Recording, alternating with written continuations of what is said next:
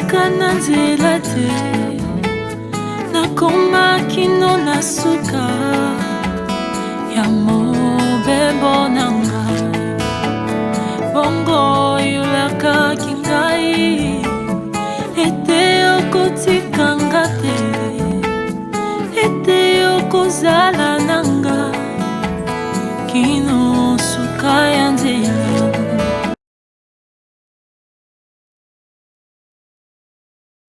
Je viens dans le cadre de notre sujet que nous avons commencé depuis il y a de cela quelques semaines, au sujet duquel nous sommes en train de parler ou de développer un nouveau thème à propos de la vérité de Dieu. Je suis très content de tous vous revoir. Voilà, ça fait plusieurs semaines que nous ne nous sommes pas vus et ça fait aussi plusieurs semaines, à titre de rappel, que nous avons commencé à exploiter un nouveau message à propos de la vérité de Dieu. C'est un message très fort, c'est un message très puissant. C'est un message qui apportera les saluts auprès de plusieurs personnes qui nous suivent. Voilà, je prends ma Bible. Je vais faire un très court rappel, après on va continuer. Nous avons un passage clé. Nous avons notre passage de base. Le verset principal dans lequel nous avons eu à puiser notre titre. Pour ceux-là qui ont commencé le sujet avec nous, savent très bien ou connaissent déjà très bien le passage clé. Notre passage clé, c'est le livre des Jean, chapitre 18, le verset 37 au verset 38. C'est là, au fait, que nous avons été puiser notre titre ou notre sujet, la vérité, selon que Jésus a dit ceci.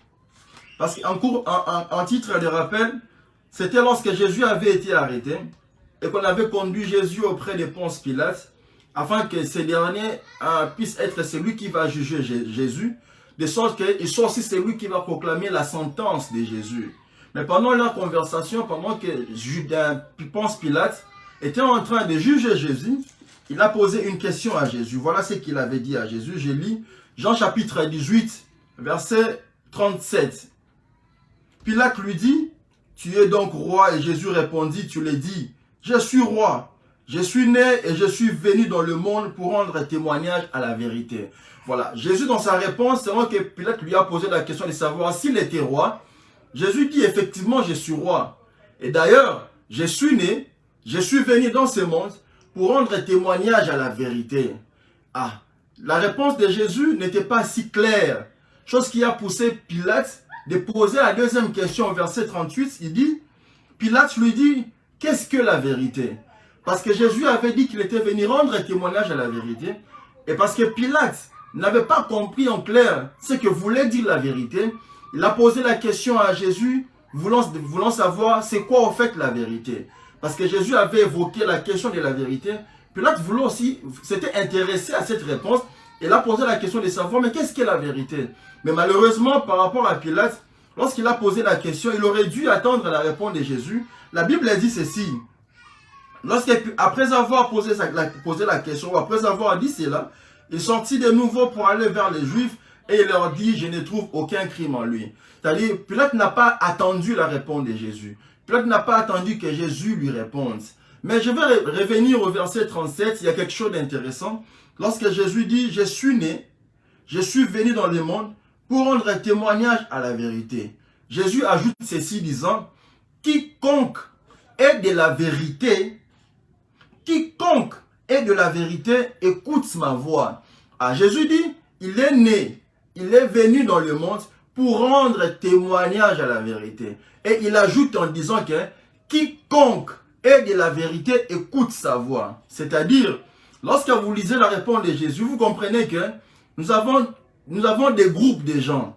Nous avons ceux-là qui sont de la vérité et nous avons d'autres qui ne sont pas de la vérité.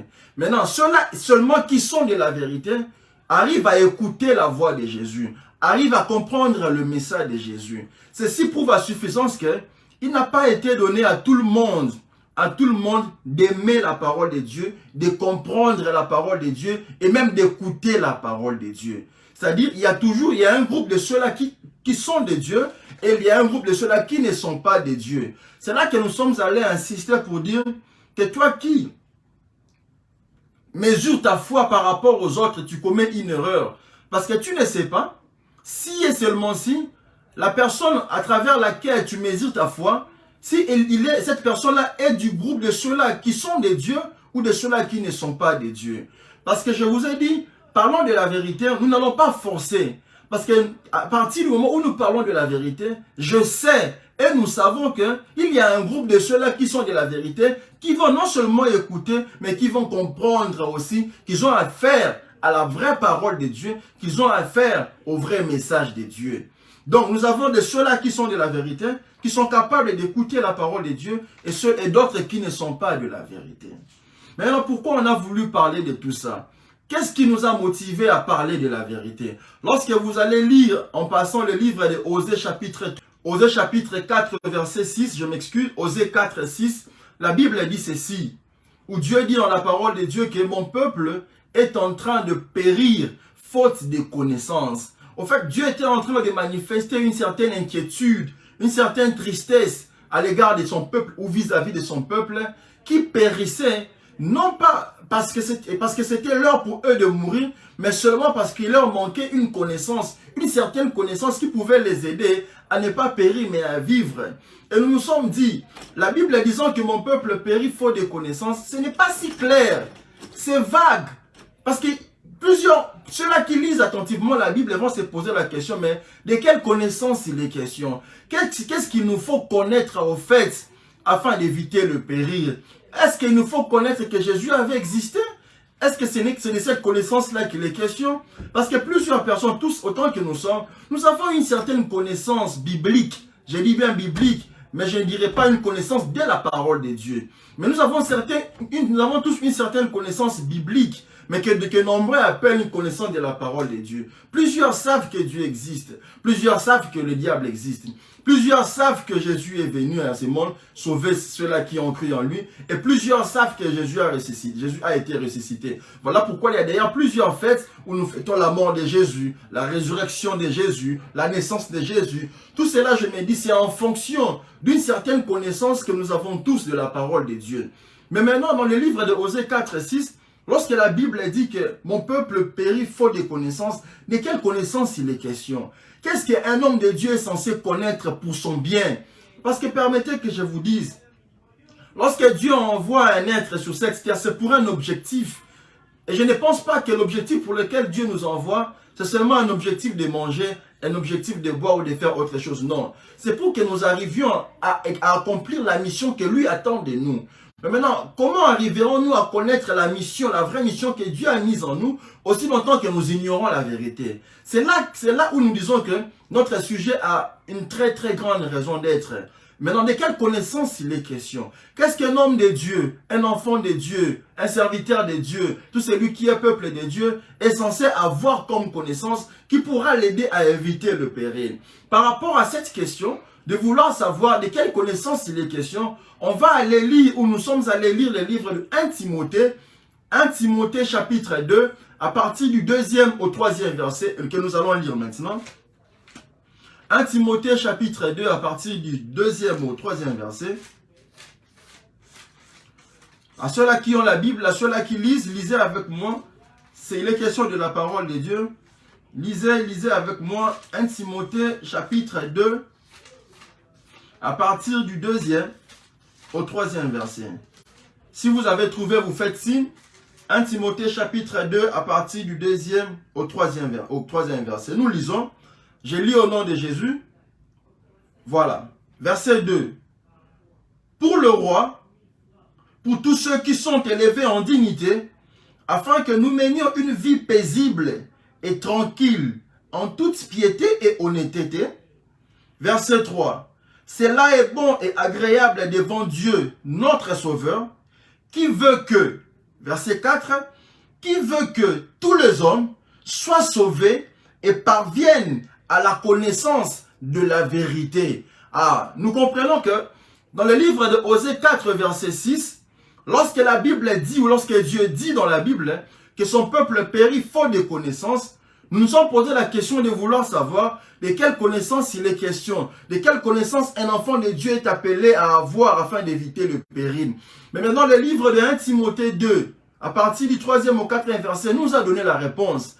Où on a dit, dans les versets 4 précisément, Dieu dit, Dieu qui veut que tous les hommes soient sauvés et parviennent à la connaissance de la vérité. Donc, la connaissance qui peut sauver un peuple de Dieu, la connaissance qui peut sauver un homme de Dieu, la connaissance qui peut sauver une fille de Dieu, la connaissance qui peut sauver tout celui qui est enfant de Dieu, ce n'est que lorsque vous connaissez la vérité au vrai sens du terme, la vérité selon Dieu et non selon les hommes. Parce que n'oublions pas dans notre dernière intervention, nous avons montré que parce qu'il est question de la vérité et que parce qu'il est question de la vérité, nous avons toujours affaire à deux esprits. Un esprit de la vérité et à un esprit de l'erreur. Maintenant, nous, on apporte ces messages afin de nous aider tous à connaître la vérité selon Dieu, de manière à ce que, lorsqu'on sera face à une fausse vérité, que nous serons capables d'identifier la fausse vérité.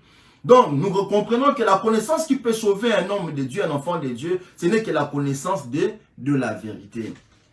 À ceux-là qui me suivent, continuez à me suivre. Maintenant, il y a un problème. Qu'est-ce que cette vérité au fait? Lorsque nous parlons de la vérité, nous faisons allusion à quoi? Parce que depuis lors, nous n'avons pas encore défini la vérité. Je sais que plusieurs sont en train d'écouter la vérité et prennent la vérité comme un concept. D'autres, pour eux, la vérité, ce n'est qu'un mot, ce n'est qu'un concept, ce n'est qu'un terme qu'ils utilisent le plus souvent lorsqu'ils disent « j'ai dit vrai », celui-là dit faux, celui-ci dit vrai, l'autre est dans l'erreur. Et vous connaissez tous autant que moi, parce qu'il y a plusieurs églises dans ce monde aujourd'hui. Et chaque église, il y a une forme d'évangélisation qui se fait. Dans cette forme d'évangélisation, vous voyez tout comme moi que lorsqu'on vient vous évangéliser, on vous dit, pourquoi ne viens-tu pas essayer notre Dieu? Comme pour dire que celui qui vient t'apporter ces messages dans le cadre d'évangélisation, il veut simplement te dire que chez nous, c'est nous qui avons la vérité. Ici, tu laisses ton église et que tu viens chez nous, il atteste qu'ils ont la vérité. Voilà pourquoi vous constaterez plusieurs doctrines que nous on fait ceci, nous on ne fait pas cela. Chez nous on porte un voile, chez nous on ne porte pas un voile. Chez nous dans une église, les femmes se mettent d'un côté, les hommes se mettent de l'autre côté. C'est-à-dire, chaque église, ils ont une forme d'idéologie personnelle, une forme de doctrine privée. Mais dans toutes ces formes, quelle est la vraie doctrine selon Dieu? Quelle est la vraie logique selon Dieu? Quelle est la vraie pensée de toutes ces choses selon Dieu? Parce que cela nous prouve à suffisance qu'il y a une très grande différence entre les Écritures et la parole. Lorsque nous lisons la Bible, nous lisons les Écritures. Les Écritures, c'est une autre chose. Les Écritures, ce n'est pas ça la parole de Dieu. Mais dans les Écritures, il y a ce qu'on appelle parole de Dieu qu'il faut ressortir. C'est-à-dire, en ressortissant l'inspiration dans les Écritures, nous allons maintenant connaître la parole de Dieu. Pour prouver qu'il y a une différence entre les Écritures et la parole de Dieu, allons un peu lire le livre des Jean, chapitre 2, le verset 22. Après, on va continuer. Jean, chapitre 2, verset 22. Jean, chapitre 2, le verset 22. Voilà. Je lis au nom de Jésus. C'est pourquoi, lorsqu'il fut ressuscité des morts, ses disciples se souvinrent qu'il avait dit cela. Et ils crurent à l'écriture et à la parole que Jésus avait dite. Ah, donc nous avons deux choses. Lorsque Jésus était ressuscité, les disciples se sont souvenus de ce que Jésus leur avait dit. Et la Bible nous dit, ils crurent en ces moments-là, ils crurent à l'écriture et à la parole que Jésus leur avait dit. Parce que si l'écriture était la parole de Dieu, ils auraient simplement dit, ils crurent à l'écriture. Ou si la parole de Dieu était ça seulement les Écritures, les disciples allaient dire, ou la Bible allait dire que les disciples ont cru à la parole de Dieu. Mais si vous voyez dans Jean chapitre 2, le verset 22, la Bible dit que lorsque Jésus est ressuscité, les disciples de Jésus se sont souvenus de toutes les paroles que Jésus leur disait.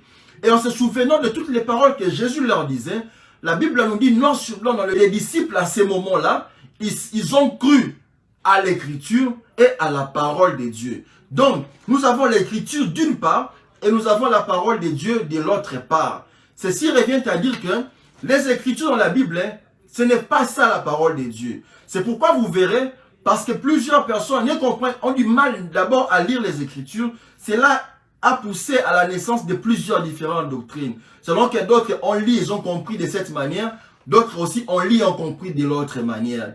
Mais Dieu est un. Normalement, nous devrions avoir une seule et unique pensée de Dieu. Mais malheureusement, nous avons plusieurs pensées de Dieu, selon que chaque personne interprète la Bible comme bon lui semble. Mais là n'est pas notre sujet, là n'est pas notre problème. Nous nous revenons à notre sujet où nous parlons de la vérité de Dieu. Nous voulons à ce que tous nous connaissons la vérité selon Dieu. La vraie vérité selon Dieu. C'est quoi la vérité selon Dieu? Pour avoir la définition de la vérité, parce que jusqu'ici on n'a pas encore défini la vérité, allons un peu lire le livre de Éphésiens chapitre 1, le verset 13. Éphésiens chapitre 1, verset 13. Parce que dire que la vérité, nous parlons de la vérité, c'est vague. C'est très vague parce que, comme je vous ai dit à la première séance, si je posais la question à plusieurs personnes de définir la vérité, chacun aura, vous constatez qu'on va avoir plusieurs formes de définition de la vérité. Mais qu'est-ce que la Bible dit par rapport à la vérité? Comment est-ce que la Bible définit la vérité? Ou comment est-ce que Dieu définit la vérité dans la Bible? Allons lire le livre des Éphésiens, le chapitre 1er, le verset 13. Éphésiens chapitre 1, le verset 13. Éphésiens 1er, le verset 13. À celui qui a trouvé, que gloire soit rendue à Dieu. J'ai lu au nom de Jésus. Verset 13. En lui vous aussi, après avoir entendu la parole de la vérité, l'évangile de votre salut, en lui vous avez cru, et vous avez été scellés du Saint-Esprit qui avait été promis. Je reprends le passage. En lui, vous aussi, après avoir entendu la parole de la vérité, l'évangile de votre salut, en lui vous avez cru, et vous avez été scellés du Saint-Esprit qui avait été promis. Qu'est-ce que nous comprenons par là? En lisant ces passages, nous avons une définition de la vérité. Donc, lorsque nous parlons de la vérité n'est rien d'autre que l'évangile. La vérité, selon Dieu, lorsque Dieu parle de l'évangile, lorsque Dieu parle de la vérité, Dieu parle de l'évangile. C'est-à-dire, la vérité, c'est ça l'évangile. La vérité, ce n'est pas un mot, comme on a l'habitude de le dire, que je dis vrai, il dit faux, je dis vrai, celui qui dit vrai, il a raison. Non, la vérité, c'est l'évangile. C'est ça la vérité. Maintenant, la vérité, quand je dis que la vérité, c'est l'évangile, je parle de l'évangile de Dieu, qui est capable, comme il est écrit dans Éphésiens chapitre 1er, le verset 13, qui est capable de nous apporter les saluts. Pas n'importe quel évangile. Parce qu'aujourd'hui, nous avons autant d'évangiles. Nous avons plusieurs prédicateurs, plusieurs pasteurs, plusieurs personnes qui se sont autoproclamés serviteurs de Dieu. Ils nous apportent une forme d'évangile, mais qui ne sauve pas. Mais l'évangile, selon Éphésiens chapitre 1er, le verset 13, il est écrit que en lui, vous aussi, après avoir entendu la parole de la vérité, l'évangile de votre salut, en lui vous avez cru et vous avez été scellés du Saint-Esprit. Donc, par conséquent, l'évangile dont moi je suis en train de parler, c'est cet évangile qui est capable de nous accorder les saluts. C'est cet évangile qui nous apporte la garantie du Saint-Esprit. Pas n'importe quel évangile, le vrai évangile, capable de sauver l'homme, capable de purifier l'homme, capable de sanctifier l'homme, capable de remettre l'homme dans le bon sens, dans le droit chemin. C'est de cet évangile-là que je parle. Et c'est ça la vraie définition de la vérité. Donc, Jésus disant qu'il est né, qu'il est venu rendre témoignage à la vérité, Jésus était venu rendre témoignage de rien d'autre que l'évangile. Il est venu témoigner de l'évangile. Et lorsque nous parlons de l'évangile commence à partir de la Genèse jusqu'à l'Apocalypse. Tout ce qui se trouve dans la Bible, tout ce qui est écrit de la Genèse à l'Apocalypse, c'est de là que se trouve l'évangile. L'ensemble de tout ça, c'est ce qu'on appelle l'évangile. C'est ce qu'on appelle l'évangile. Alors quand on parle de l'évangile, nous parlons de la parole de Dieu. Voilà pourquoi je vais encore relire, il est dit dans le verset 13, dans Éphésiens chapitre 1, le verset 13, en lui, voilà, je vais relire très vite. Voilà. Dans le livre d'Éphésiens chapitre 1er, le verset 13, il est dit, en lui vous aussi, après avoir entendu la parole de la vérité, l'évangile de votre salut. Donc, la parole de la vérité, ou l'évangile, selon que je suis en train de parler de ça maintenant, je parle d'un évangile qui vous apporte le salut. Je parle d'un évangile qui vous garantit la vie éternelle. Parce que vous le vouliez ou pas, l'homme que Dieu a envoyé sur cette terre, nous avons des comptes à rendre. Après cette vie, nous irons tous rendre des comptes auprès de celui qui nous a envoyés. Dieu ne va pas nous poser la question de savoir combien de voitures avions-nous achetées, combien de maisons avions-nous construites, combien de villas avons-nous achetées, combien de vêtements chers avons-nous pu avoir de notre vivant. Non, nous allons aller rendre compte à Dieu par rapport à l'évangile, par rapport à la vérité. Qu'est-ce que nous avons fait de l'évangile? Quel évangile avons-nous suivi? De quel évangile avons-nous cru? De quelles paroles avons-nous prêté attention? Parce que je vous ai dit, il est très important pour un homme de Dieu de connaître la vérité ou l'évangile, le vrai évangile de Dieu, parce que nous avons toujours affaire à deux esprits, un esprit de la vérité et un esprit de l'erreur. Et tout pasteur n'a pas forcément l'esprit de Dieu. C'est pourquoi, à travers ces messages, je vais vous aider à toujours être capable de distinguer le vrai serviteur de Dieu du faux serviteur de Dieu. La vraie parole de Dieu de la fausse parole de Dieu. La vraie prédication de la fausse prédication. La parole qui sauve de la parole qui ne sauve pas. Donc, il nous faut retenir en résumé que la vérité dont nous parlons de l'évangile de Dieu. Capable d'apporter ou d'accorder à l'homme les saluts. Qu'est-ce qui peut nous aider à reconnaître cet évangile?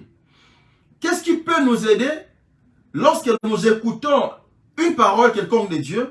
Comment pouvons-nous reconnaître que nous avons affaire au vrai évangile de Dieu, à la vraie parole de Dieu? Selon que Ephésiens 13 dit que cet évangile nous apporte le salut, nous accorde la garantie du salut. C'est que cet évangile vient nous donner une garantie d'avoir le Saint-Esprit qui est un gage de Dieu. Maintenant, comment on peut reconnaître ça si tu es enfant de Dieu? Parce que je vais nous aider à reconnaître cet évangile, de manière à ce que, lorsque vous écoutez des prédicateurs, lorsque vous écoutez plusieurs personnes parler de Dieu, parce qu'ils ne parlent pas de la part de Dieu, que vous soyez capable de distinguer la vraie parole de Dieu de la fausse parole de Dieu. Maintenant, qu'est-ce qui peut nous aider à reconnaître ces choses? Lisons un peu le livre de 2 Timothée, à partir du chapitre 4, du 1er au 4e verset. 2 Timothée, chapitre 4, à partir du 1er au 4e verset. 2 Timothée 4, à partir du 1er au 4e verset. Je lis au nom de Jésus. Je t'en conjure, devant Dieu et devant Jésus-Christ, qui doit juger les vivants et les morts, et au nom de son apparition et de son royaume. Verset 2. Prêche la parole, insiste en toute occasion, favorable ou non, reprend, censure, exhorte avec toute douceur et en instruisant. Car il viendra un temps où les hommes ne supporteront pas la saine doctrine, mais ayant la démangeaison d'entendre des choses agréables, ils se donneront une foule de docteurs. Selon leurs propres désirs, ils détourneront l'oreille de la vérité et se tourneront vers des fables. Voilà, je vais faire une synthèse de ce que je viens de lire.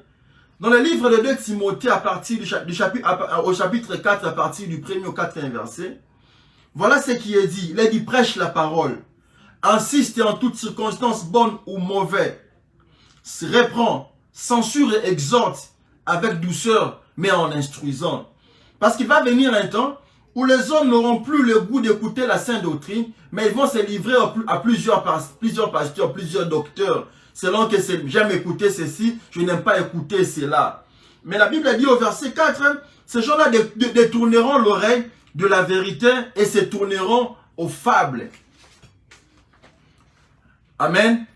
La Bible dit, au dernier temps, les gens vont se détourner de la vérité de Dieu, mais les gens vont aller maintenant s'accrocher aux fables. C'est pourquoi nous avons dit ceci. En définissant la vérité, nous avons dit que la vérité, c'est ça l'évangile. L'évangile de Dieu, capable d'apporter à l'homme le salut.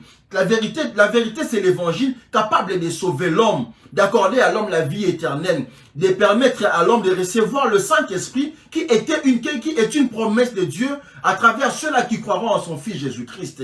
Mais maintenant, il s'est posé un problème. Dans le livre de 2 Timothée 4, à partir du 1er au 4e verset que nous venons de lire, on a vu noir sur blanc que la Bible nous montre à suffisance qu'il y aura un temps où les gens vont se détourner de la sainte doctrine. Ils vont s'accrocher aux fables. Et c'est ce qui s'est fait malheureusement.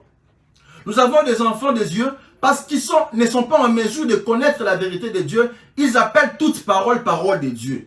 Ils appellent tout homme serviteur de Dieu. Vous verrez par exemple, un exemple de fable, vous voyez que la Bible n'a rien enlevé au fait. C'est-à-dire, à l'église, toute parole qui est prêchée n'est forcément pas la parole de Dieu.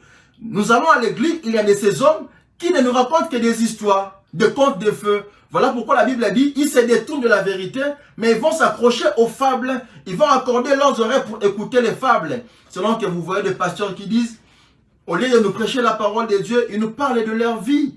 J'ai été ceci, j'ai été là-bas, j'ai acheté telle maison, j'ai telle voiture, j'ai telle chaussure. Ce sont des histoires qui n'ont rien à voir avec l'évangile. Ma femme m'a couché, ma femme m'a fait ceci, ma femme est une femme d'affaires, ma femme m'a fait cela. Ce ne sont que des fables qui ne sauvent pas. Ils reviennent pour nous dire, j'ai prophétisé là-bas, Dieu me montre que tu es dans telle chambre, Dieu me montre que tu as mangé ceci, Dieu me montre que hier tu étais en train de te prostituer. Qu'est-ce que nous avons à voir? Nous qui sommes enfants, hommes et filles de Dieu, qu'est-ce que cela peut apporter à notre vie? Est-ce que cela peut nous accorder le salut? Lorsque vous passez votre temps à nous parler de vos expériences de vie, qu'est-ce que cela apporte à nos vies? Qu'est-ce que cela apporte comme bénéfice, comme bien? Il y a quoi comme apport positif dans tout ce que vous faites?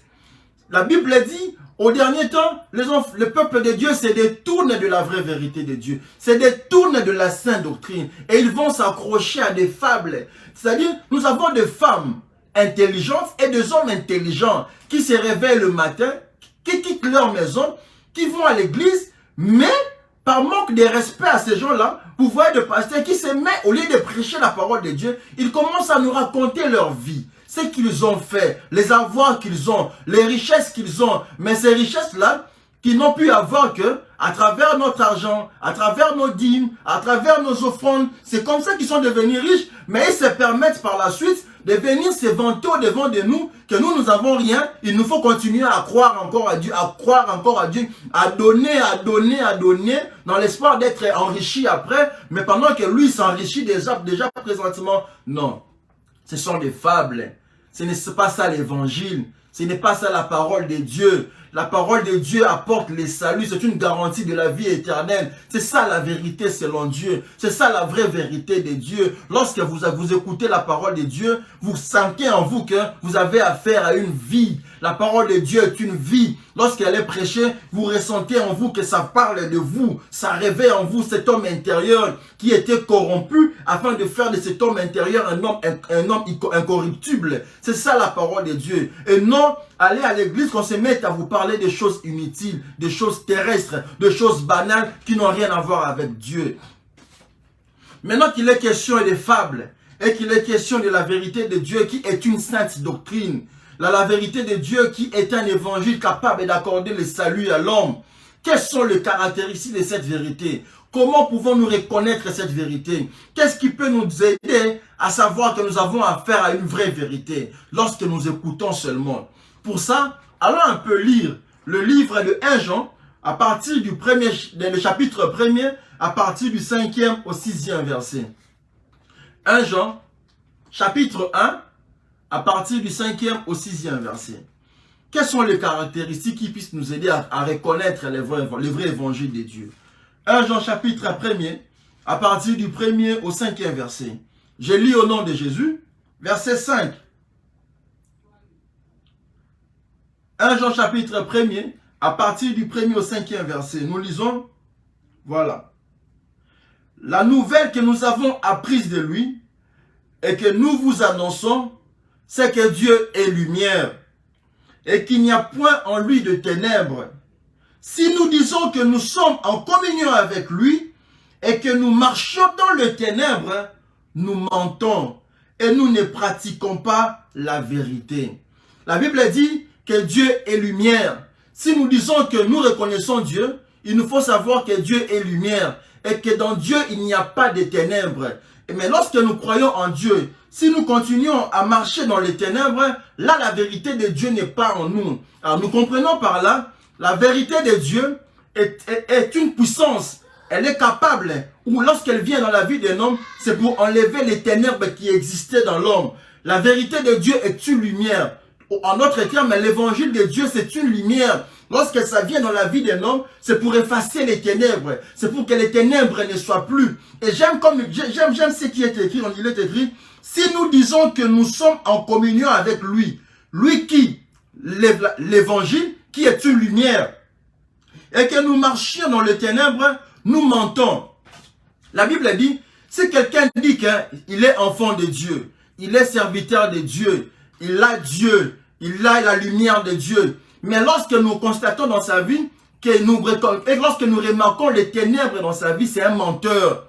C'est un menteur, ce n'est pas un serviteur de Dieu. Parce que le ténèbre et la lumière ne peuvent pas cohabiter ensemble, non. Lorsqu'on est de Dieu, lorsqu'on affirme qu'on atteste qu'on est de Dieu, on ne peut plus retrouver en nous les ténèbres. Tu ne peux pas te dire que j'ai cru en Dieu, mais à côté tu continues à voler, tu continues à tricher ton mari, tu continues à mentir, tu continues à voler la nuit, tu es toujours sorcier, mais tu dis que j'ai le Saint-Esprit parce que tu as accepté d'être baptisé dans une eau qu'on a ramassée je ne sais où, mais tu te dis que tu es enfant de Dieu. Non, lorsqu'on croit à l'évangile de Dieu, lorsqu'on croit à la vraie parole de Dieu, la vraie parole de Dieu est une lumière qui vient effacer les ténèbres. L'évangile est une puissance qui délivre. Ça vient enlever les ténèbres. Lorsqu'on est vraiment de Dieu, lorsqu'on a vraiment cette lumière, on ne retrouve plus en nous les ténèbres.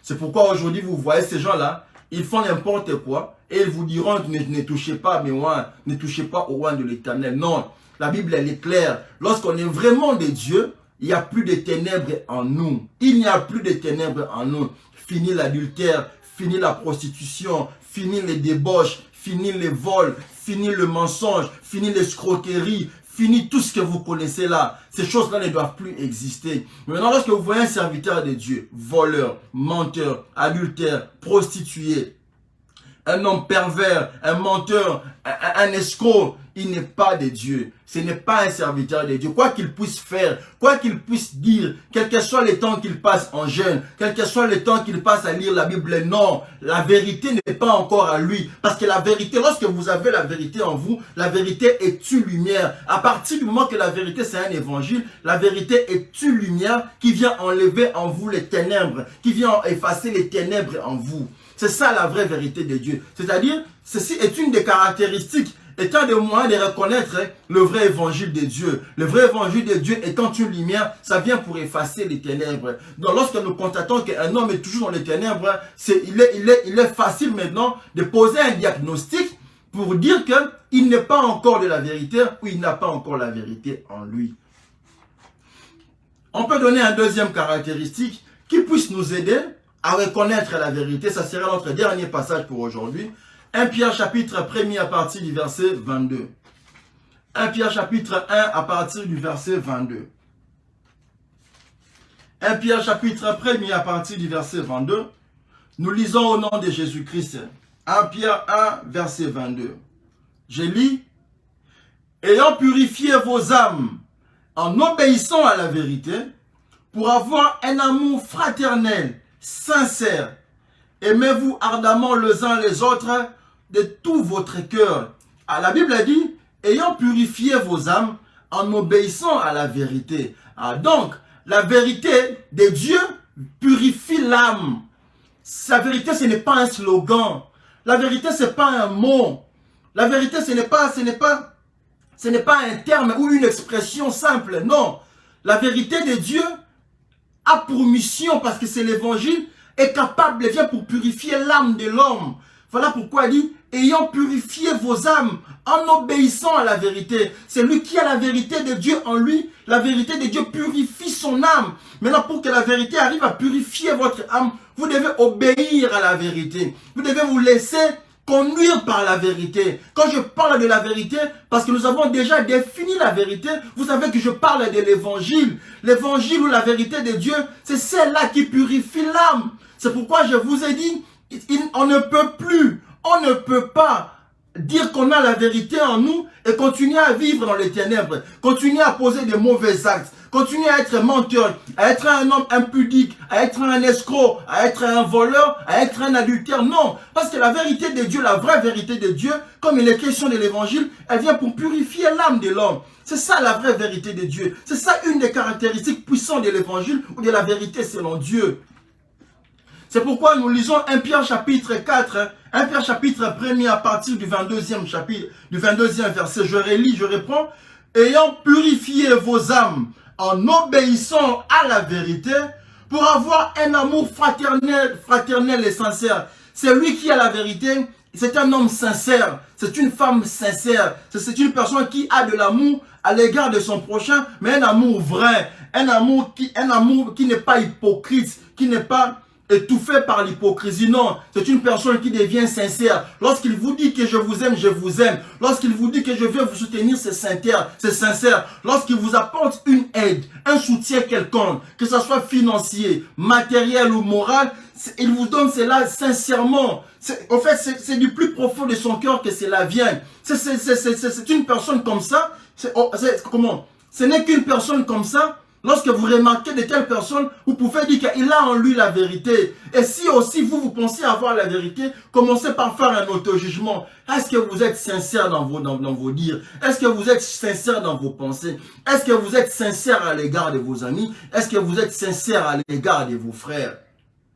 Parce que la vérité, lorsqu'on obéit à la vérité purifie l'âme.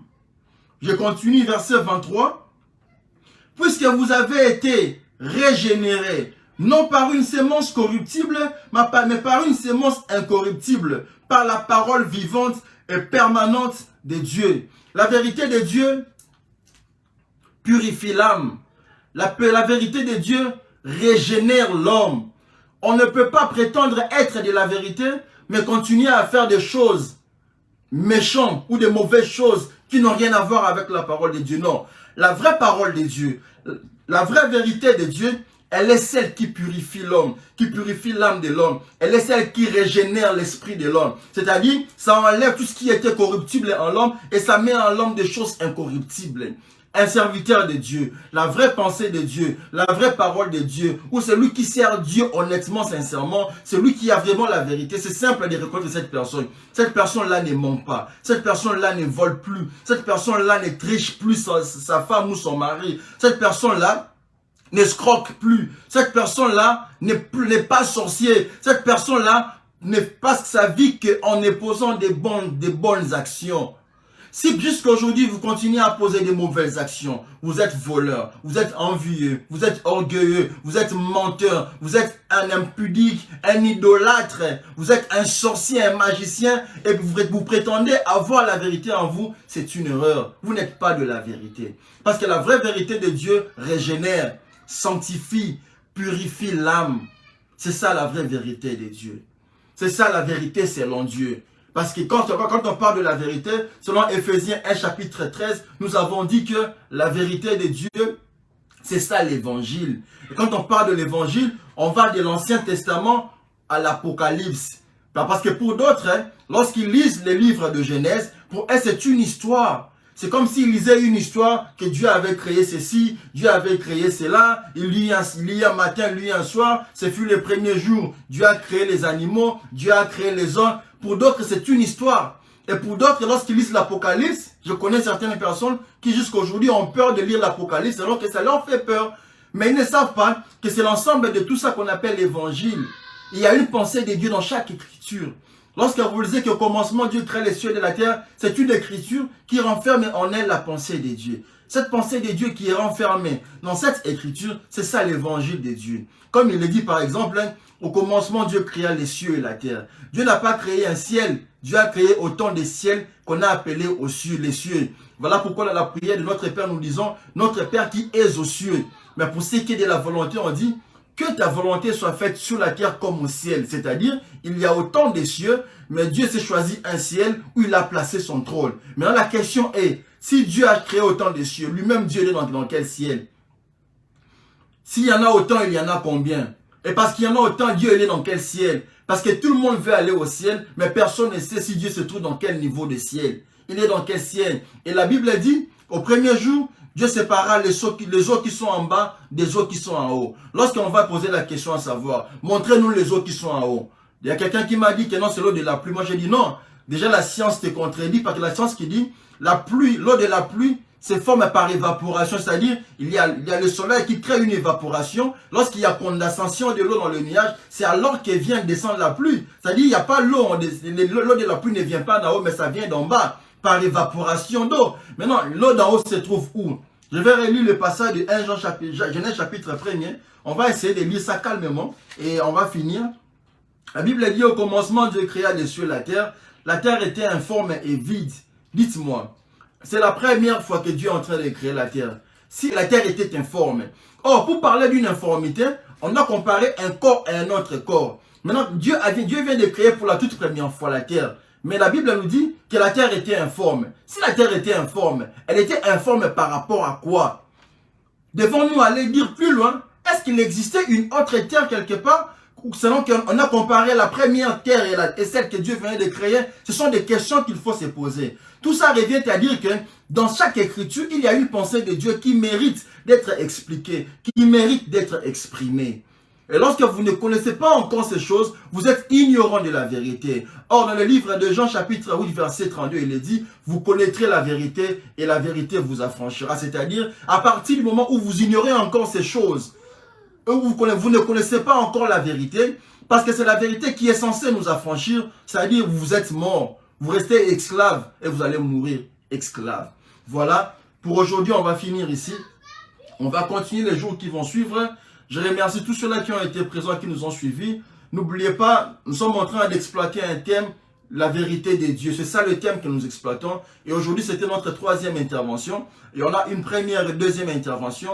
Pour ceux-là qui viennent d'arriver, si vous allez dans YouTube, nous avons une chaîne YouTube. C'est là que je vais poster tous mes enseignements que je suis en train de faire. C'est-à-dire, après chaque direct, je prends le temps de télécharger, d'aller poster cela dans notre chaîne YouTube. Allez dans YouTube, recherchez G Yamba officiel, vous allez me retrouver, vous allez suivre tous les enseignements précédents. Et aujourd'hui, on a défini la vérité, on a montré noir sur blanc que la vérité dont nous parlons de l'évangile de Dieu. L'évangile de Dieu va de Genèse à l'Apocalypse.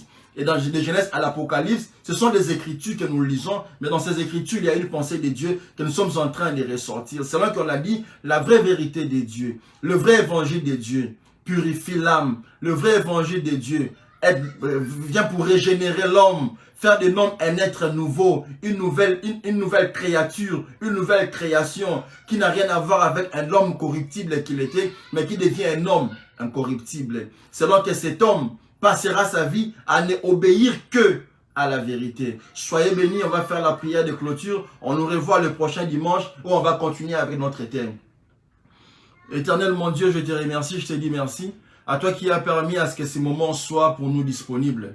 Nous te disons merci et nous bénissons ton Saint-Nom. À toutes ces personnes qui ont pu nous suivre aujourd'hui, je te prie, Père éternel Dieu, d'ouvrir ton ciel et de leur accorder le maximum de bénédictions que tu peux avoir, afin qu'il viendra les prochains jours, que tes enfants puissent de nouveau répondre à présent en suivant cette parole. Et faire en sorte que tout ce que nous venons de dire aujourd'hui soit un apport de plus dans leur vie, qu'ils arrivent à connaître la vérité, afin qu'ils ne soient plus conduits par ces faux docteurs, par ces faux pasteurs, afin qu'ils ne puissent plus prêter leurs oreilles en écoutant que des fables qui n'ont rien à voir avec la vérité de Dieu. C'est pourquoi nous te demandons, mon Dieu, que ton nom puisse être glorifié maintenant, à jamais, éternellement. Maintenant que nous avons fini, sois le protecteur de chaque famille, va défendre la cause de tout celui qui nous a suivis maintenant et de tout celui qui nous suivra par la suite. Au nom de Jésus-Christ, nous disons Amen. Vita vyetu si vya mwili, wala vita si vya damu. Baba yangu Baba, Baba yangu, nalika jeshi la mbingu. Baba yangu